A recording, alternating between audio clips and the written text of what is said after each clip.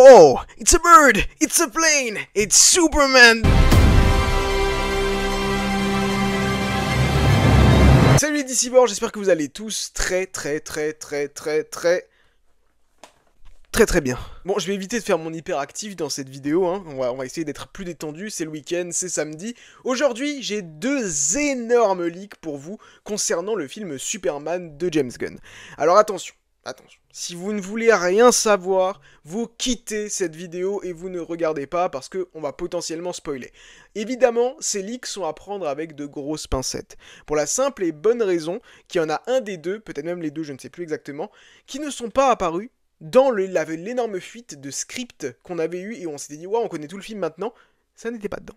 C'est intéressant, j'aime ça, parce qu'au moins, ça montre qu'il y a certaines choses qui sont vraies, certaines choses qui sont fausses, et après ce sera évidemment à découvrir sur pièce au moment de la sortie du film. Avant tout, bien évidemment, vous vous abonnez, vous laissez un pouce, vous activez la cloche, et surtout, vous me dites dans les commentaires ce que vous pensez de ces leaks. Je vous le dis tout de suite, il y en a un qui va énormément diviser.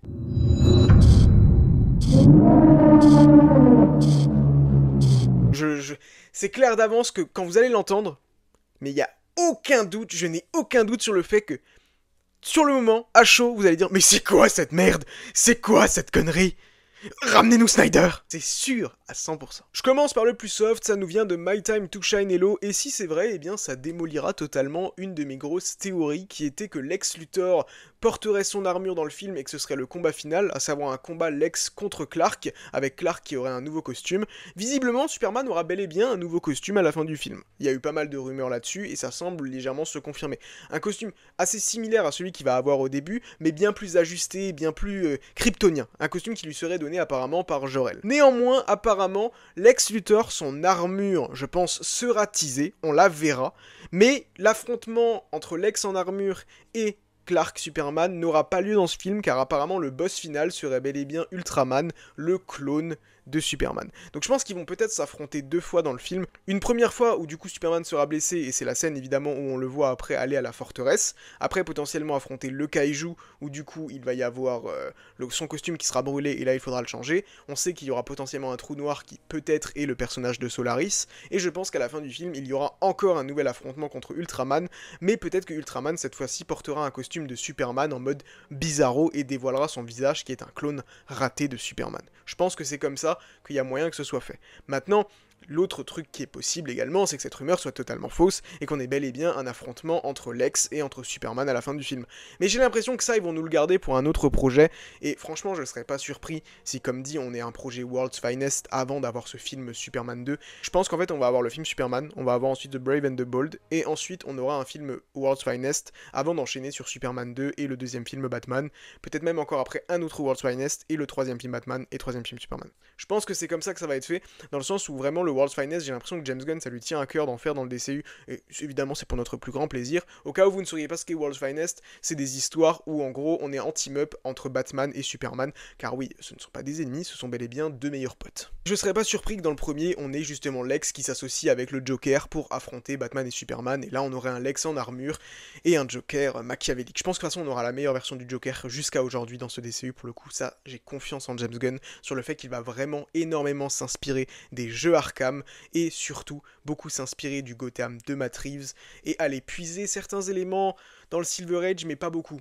parce que Batman a vraiment beaucoup évolué aujourd'hui, là où pour Superman on sent clairement beaucoup d'inspiration Silver Age, mais c'est très bien, ça peut fonctionner sur certaines choses, sur d'autres non. Pour l'instant de ce qu'on a vu, ça fonctionne avec Superman. Et la deuxième, c'est pas un énorme spoiler, mais c'est un peu lunaire.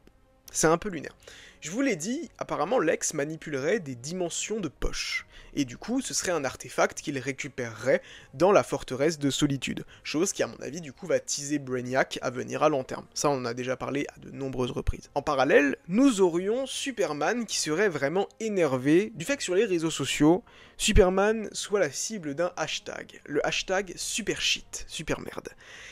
On sait que les réseaux sociaux, ça avait déjà été confirmé, joueraient une part importante dans le film. C'est un petit peu l'évolution de nos jours, c'est-à-dire que le Daily Planet n'est plus juste un support papier, il y a tout ce côté réseaux sociaux, FT Schmasher serait apparemment même en quelque sorte une influenceuse, vraiment il y aurait beaucoup, une grande part de réseaux sociaux, mais C'est logique, c'est l'air du temps, c'est ce qui aujourd'hui les réseaux sociaux jouent une part extrêmement importante dans la vie de tous les jours, donc c'est pas du tout déconnant. Du coup il y aurait ce hashtag SuperShit, truc qui pourrait totalement arriver vraiment sur notre planète sans aucun problème. David Corenswet Superman, Clark serait frustré par rapport à ça. À ce moment-là, on verrait Lex Luthor qui irait dans une de ses dimensions de poche, et là c'est lunaire. On verrait des centaines et des centaines de singes mutants taper à toute vitesse en mode frustré sur des ordinateurs pour incendier les réseaux sociaux par rapport à Superman. Voilà. À chaud, je peux comprendre, ça a l'air lunaire. Soyons tout à fait honnêtes. Mais Lex Luthor est tellement un frustré, est tellement prêt à tout pour emmerder Superman, que en fait c'est pas déconnant. Après avoir comment c'est fait, encore une fois, faut pas que ce soit ridicule, mais c'est pas déconnant. De toute façon, il faut partir du principe que vraiment il faut que vous vous rentriez ça dans le crâne. Ce DCU de James Gunn, ce n'est pas comme le Snyderverse ou comme le MCU. À savoir que ça s'intègre un petit peu à notre univers réaliste. Là où le MCU, Marvel Comics, a toujours eu pour objectif justement de montrer des héros comme s'ils s'implantaient dans notre univers. Il y en a plein qui ont des problèmes. Par exemple, Spider-Man, on connaît évidemment tous ses problèmes d'argent. Hank Pym a des problèmes personnels avec sa femme. Enfin voilà.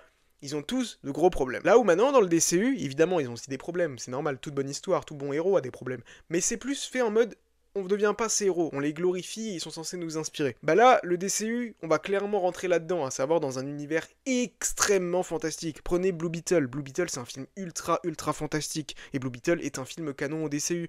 Bah, ce film Superman et ce qui viendra après, ce sera pareil. C'est pas du tout une vision réaliste de notre univers avec des super-héros qui s'y implantent, c'est totalement un univers fantastique digne d'un Seigneur des Anneaux ou un Star Wars, c'est pareil. Donc en fait, qu'on ait ça, ce Lex Luthor frustré, bah ça me choque pas. Lex Luthor, c'est quand même un gars qui a infligé à Lois Lane des rayons cancérigènes pour que justement elle ait le cancer afin de provoquer une réaction chez Superman pour qu'il vienne le voir. C'est quand même un gars, c'est un malade ce mec. Donc voilà, il est ultra frustré et Nicolas Hoult dans les bandes annonces arrive parfaitement, je trouve, à retranscrire cette frustration. Donc oui, à chaud ça paraît chelou, on se dit bordel, c'est Superman ou c'est la planète des singes?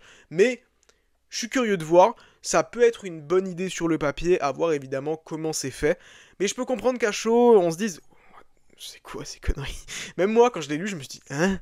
Mais bon, en vrai, c'est difficile de toute façon de juger quelque chose quand on l'a juste de manière écrite.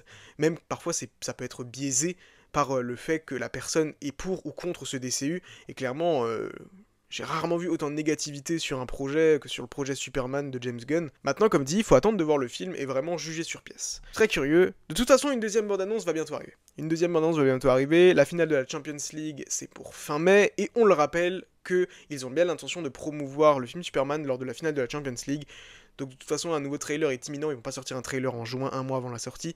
Ce sera très probablement soit pour le fin avril, soit pour au début du mois de mai, mais dans ces eaux-là en tout cas. Et j'ai très hâte, et évidemment on va énormément en parler. Enfin bref, je sais pas ce que vous pensez de tout ça, dites-le moi dans les commentaires, et nous on se donne rendez-vous très bientôt à Metropolis. It's a brand new day, no matter what they say, you